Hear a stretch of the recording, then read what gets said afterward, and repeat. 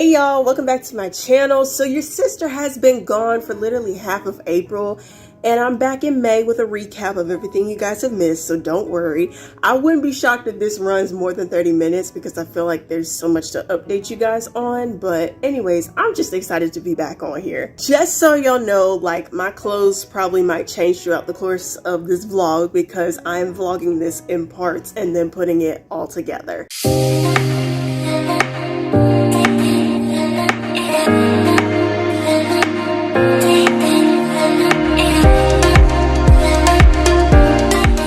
So we left off last during Easter weekend. So if you missed that, the Easter edition of Weekend Recap is in the description box below for y'all to go check out.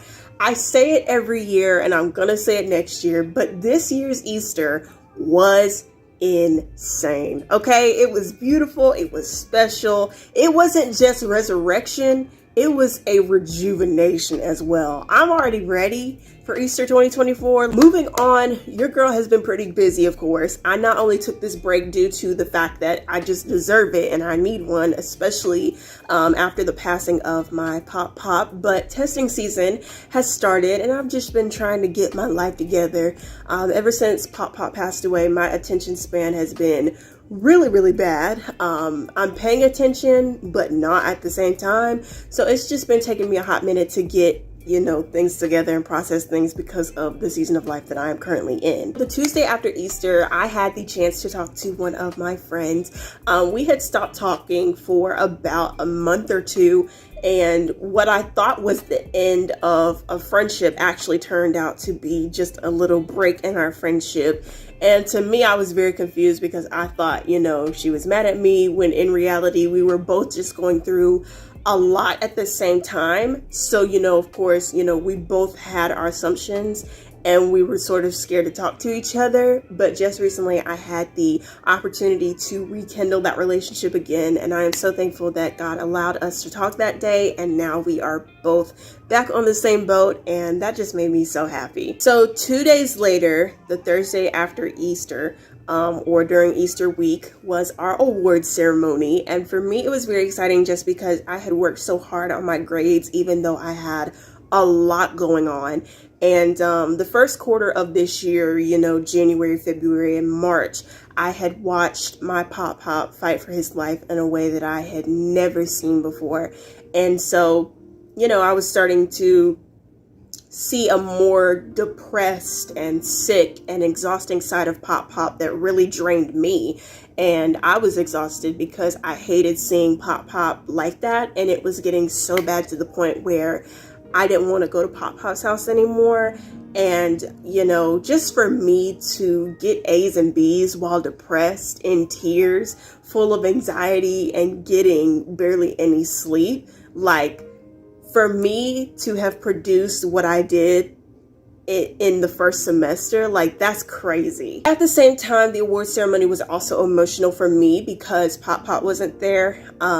You know, he has been there since day one and he has been a very huge part of my life. And I really wanted to send him pictures of my awards and call him and, you know, tell him about my day or just go over so that we could party and stuff like that. And I just miss the pep talks and the positive comments and the reassuring confidence from Pop. Like, anyone could tell me that I'm doing a great job and that I'm amazing, and I know I am, but it just hit different coming from Pop. And he said it in a way that, you know, you're reassured, but it also humbles you at the same time. So now that I don't have that anymore in my life, it's a piece of my heart that's gone. And so that's why it was very emotional, and I struggled with that a lot, because that was my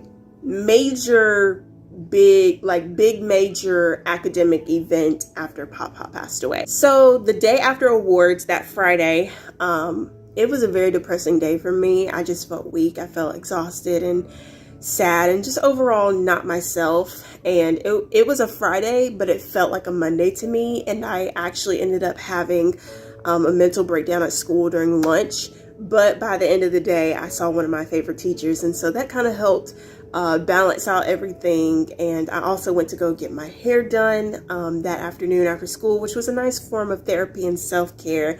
And then I came home, ate some food, and then I cried again. So my parents had went to a weekend-long conference that weekend, and my mom was like, do you want to go with us or do you want to stay home? And I knew that I didn't want to go to the conference that weekend. And so I was like, I'll just stay home and, get things done and, that sort of thing. And as soon as my parents walked out the door on Friday night to go to the first night of the conference, I literally just bawled my eyes out because I missed my Pop in that moment. And, of course, I'll always miss him. But I'm planning to have a more in-depth conversation about life without Pop now and how I'm doing, because y'all have been asking me literally like crazy, and I appreciate it. And I definitely not only want to answer that question because y'all care so much, but it would also be great for me to do that anyway and just kind of share my heart with y'all. But it was just weird, being home on Friday night because, Friday nights or Friday afternoons, I would go see Pop, after a week of school. I would go, start my weekend off with Pop and go see him and visit him and things like that. And so it's been weird getting used to this new routine because Pop was such a huge part of my life. And so now that he's gone, it's just like I have to think of things to fill my time with because it's just different now. That whole weekend was not screwed because Sunday saved the day. That Sunday with House of Hope Atlanta was literally insane, okay? Like, y'all know that House of Hope Atlanta is my family for real, for real. I am driven to House of Hope because it just brings me back to my childhood. Like, the style of church, like how they do church, it's reminiscent to me. It's nostalgic. The praise and worship is not only a vibe, it's an experience, and it's genuine, and it sounds good. And when I say this, I'm not shaming, all of the new music because I love Maverick City and these artists that are coming out with newer gospel and Christian music. But there is something about when Pastor Smith starts singing hymns that brings back, what church sounded like back in the day. And I love how House of Hope Atlanta is multi-generational in the sense that there is something for everyone in the service. And Pastor Smith preaches truth from the Bible that is relevant to today's society, relating to everyone. And I also love that House of Hope Atlanta is very inclusive of every generation. I don't care what y'all say. Baptist is best because it's a vibe. So my favorite of all time, my favorite singer, my favorite worship leader, she sang Hosanna, Blessed Be the Rock, like the churchy version though. I'm like, you better sing. Magnify the Lord, for he is worthy to be praised. Oh, magnify the Lord, he is worthy to be praised. Come on, everybody say, oh, blessed be the rock, blessed be the rock of my salvation. Oh, blessed be the rock of my salvation. Sing it again. Come on, everybody, call on the name.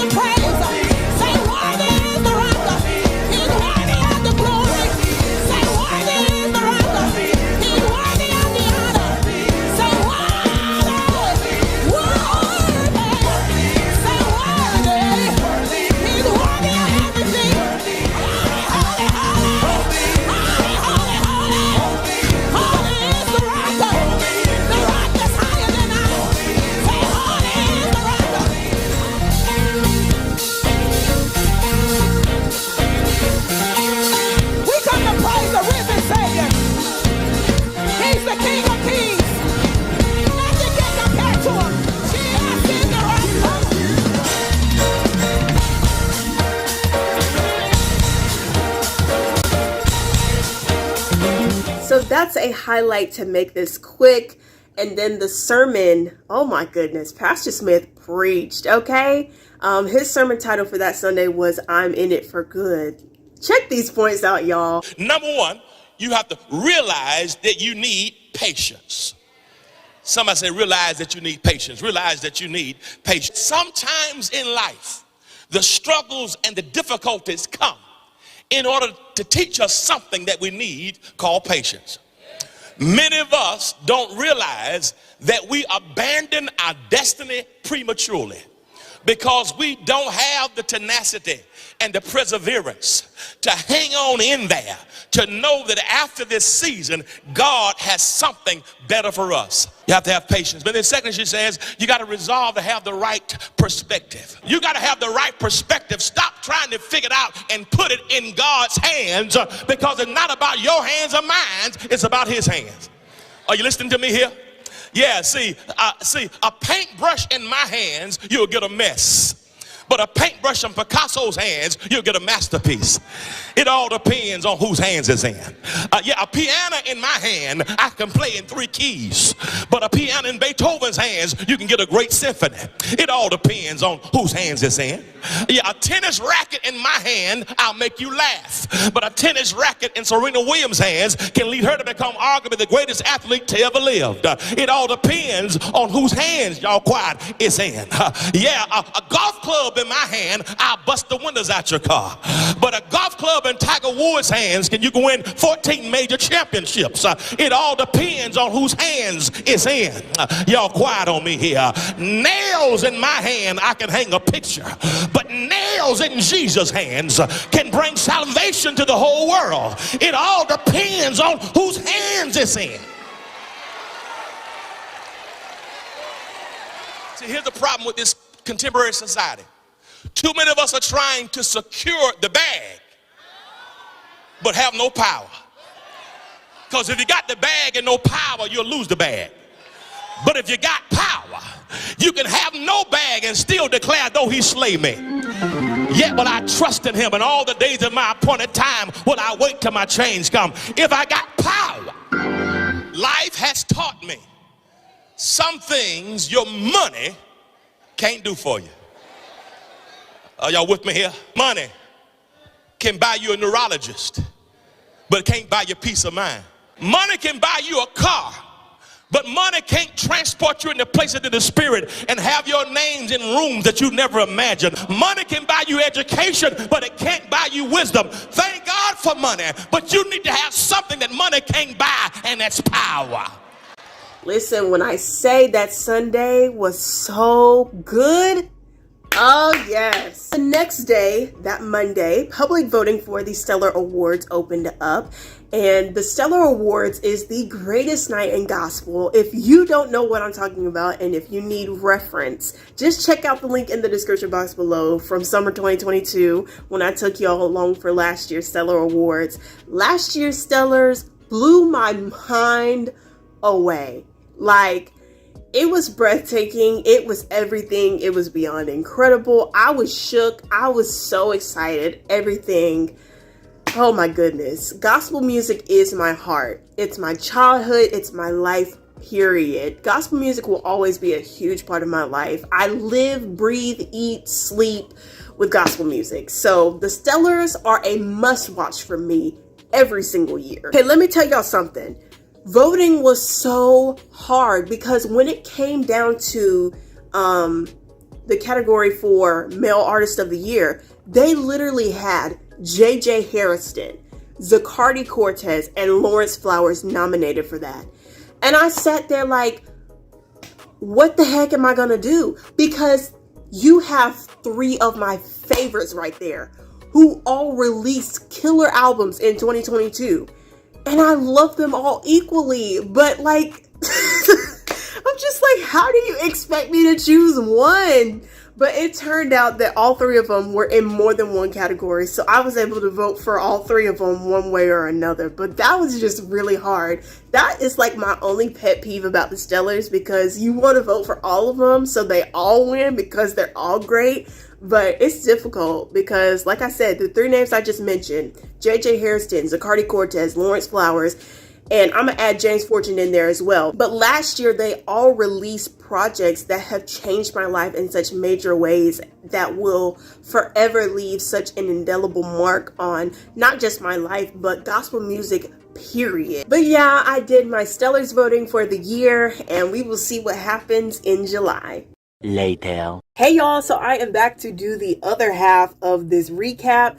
On April 22nd, it marked 1 month since my Pop passed away, and it also marked 1 month without both of my paternal grandparents, which is insane to believe that it's already been a month. And honestly, it feels so much longer, of course. I definitely bawled my eyes out like half the day, and I'm glad it was a Saturday because there was no way I would have made it through the entire school day. But yeah, needless to say, very emotional, and it's just been an emotional roller coaster. It's crazy how much of my life that Pop has missed in just a month. And I'm like, every day it's the little things that I want to tell him. But I went out with my dad for a couple hours, and then I spent time with my mom as well as one of my unbiological aunties for a few hours as well, which kind of helped balance everything out a little bit.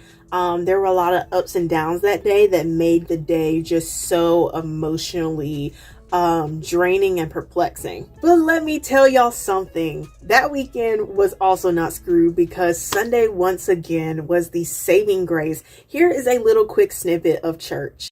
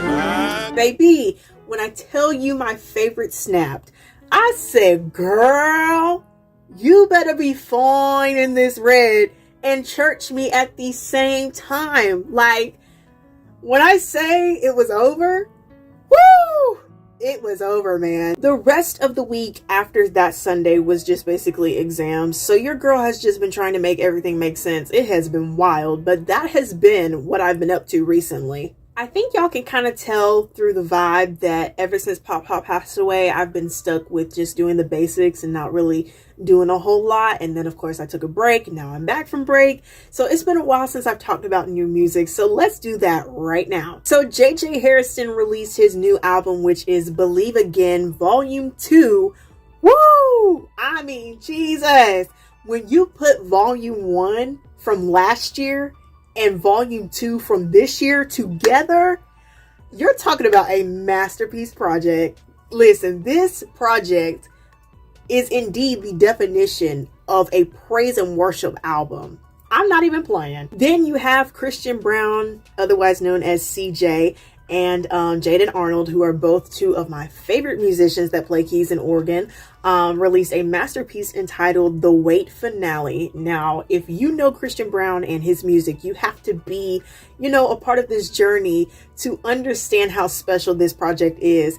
When I say Jaden and CJ sang on this thing, I'm like, sweet God from heaven above, because the vocals mixed in with the music, then putting the worship in there, it's golden, y'all. And then you got Isaac Curry coming in hot with a new single. Like, y'all don't understand. it has been a hot minute since Uncle Ike has come out with, any music or anything in that nature of his own.